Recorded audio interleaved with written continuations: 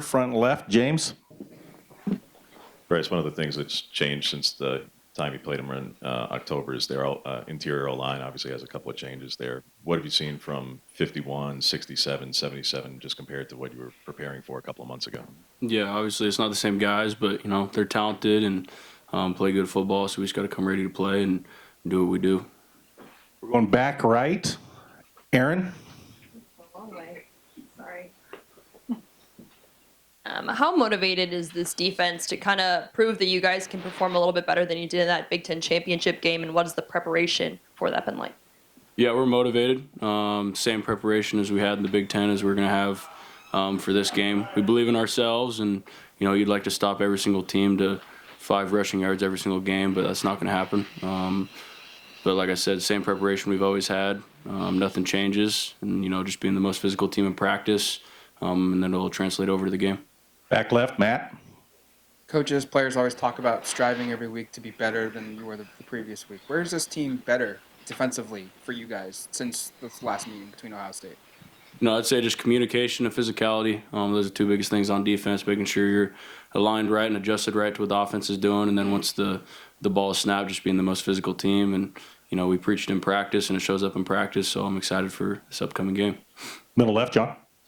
Now, what are some of the challenges in stopping the Ohio State offense? They moved the ball pretty well in the last matchup. What makes them tough to contain? Yeah, they got a lot of weapons, They got 2 really good backs, some good wideouts, good quarterback. I mean, they're all around. They're a solid team. So you just got to game plan and do what you best to, eliminate those players. But at the end of the day, we play sound football on defense. We communicate, and we're the tougher team. We're going to come out victorious. Front left, Zach. Growing up in Eugene as an Oregon fan, obviously the importance of the Rose Bowl. This game likely means something to you. What is it like? Just how big is that for you that you get to play in the Rose Bowl on New Year's Day? Yeah, it's huge, man. You dream of this game. It's like I said, what you dream of, and I'm pumped to get to do it with this team in this circumstance, especially getting to play Ohio State again.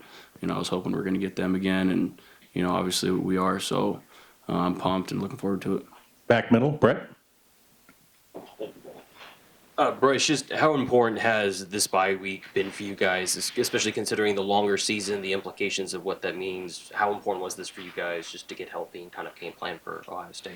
Yeah, it's super important, especially when you have an extra week or 2 to game plan. Obviously, we didn't know our opponent till recently, but it's huge to especially get your body back, get your mind right. And I was telling Coach B Mike today, it's like when you don't put the pads on, we had 3 days here to decompress a little bit, and then you put them back on. It feels like it's, Christmas. The love of the game is just instant, and at least for me personally, it feels amazing to get back out on the field, and, I can't wait. Back right, Aaron. Growing up as a Ducks fan, I'm interested to know if you watched that 2010 Rose Bowl game and if you remember anything about it, and if you're carrying any of that passion from being a Ducks fan growing up watching that game into this Rose Bowl. 2010 was against Ohio State, right? Yeah. I was at that game, which is kind of crazy. It was the only Rose Bowl game I've ever been to. My parents took me. I was little, so I don't remember a whole lot of it. I remember tailgating a little bit before and then sitting in our seats, and it felt like we were a mile away. But obviously, to come back now and be playing in it, it's certainly special. And, we're planning on ending this one a little bit different. Second row on the left, Chris. Just what's it like playing with Jamar Caldwell in front of you, and what are some of the things that he brings to the table that maybe don't show up in the stat sheet? Yeah, dude's a beast. Every time before the game, I'll be behind him. I was like, I'm stacking you all game, Jamari, because he doesn't get a lot of recognition that he deserves, but man, he eats up those double teams like crazy, and it makes my job easy. It makes me be able to run through those gaps with ease. A great teammate, great guy off the field, so I just love having him on my side. Back left, Matt. Bryce over here, how big of a benefit, or is it a big deal at all to play an opponent twice in a single season? It doesn't happen in college football all that often. How big of a deal is that? I think people have this misconception that when you play a team twice, it's harder to beat them twice. Maybe if we're playing baseball, that might be the case, but I think football is a little different. When you beat a team, there's definitely a psychological aspect, knowing that, they've obviously already lost and we've already won. And we obviously covered that a little today in the team meeting. But I'm excited for this game, and, nothing changes. We're just going to go out and do what we do, and yeah. Back middle, Brett.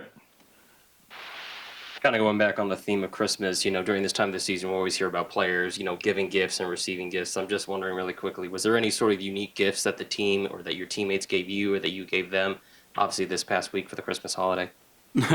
Yeah, no sort of unique ones this year, but I think everyone's biggest gift we can give each other is winning this Rose Bowl, and I think everyone's bought into that. So that's going to be the team gift from everyone. It's a Rose Bowl win. Front left, James. In terms of opposing quarterbacks, Howard's probably the most efficient and accurate you guys have played or could play going the rest of the way. What makes him so effective? What makes him a challenge? I think he just plays old. He knows what he's got to do in his scheme, and he executes.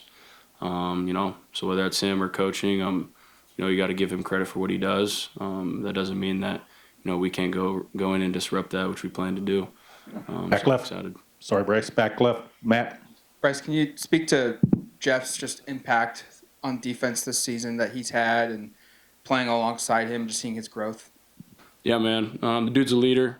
He's very vocal. He gets our line to, our defensive line adjusted, which is good to be right next to him. I can we just feed off each other. He does that aspect. I'm kind of the presence, run to the ball aspect, and I think we feed off each other in a good manner. And he's a good teammate and a good guy to get with off the field, and just his football knowledge and IQ is really high. So like I said, we like to bounce ideas off each other, and I've learned a lot from that guy.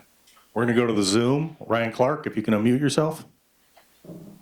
Hey Bryce, just following up on Jeff, what are some of the memories for you that stand out with him as a teammate over the years? Obviously, he's a vocal guy. He's kind of a jokester, but what stands out for you?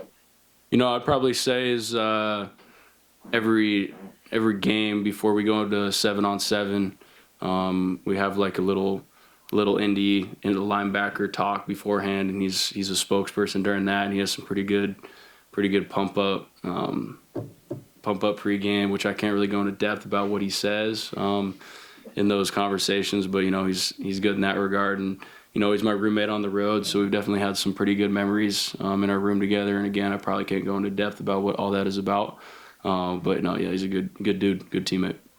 Scott Reed, if you can unmute yourself. Thank you. Hey, Bryce, real quick.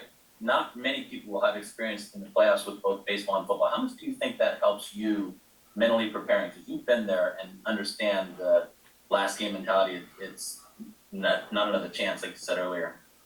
Yeah, certainly. I think it'll help me play old and understand that you don't have to do too much. You just got to do your job and execute. It's I was thinking about that today in the team meeting, and just having been in those big games for baseball, and been in a spot where it's win or go home, or one at bat or go home. And I think it definitely helps slow you down in those big games, and I'll certainly use that to my advantage a couple days from now. Any more questions for Bryce? All right, Bryce. Appreciate it. Thank you. Thanks, guys.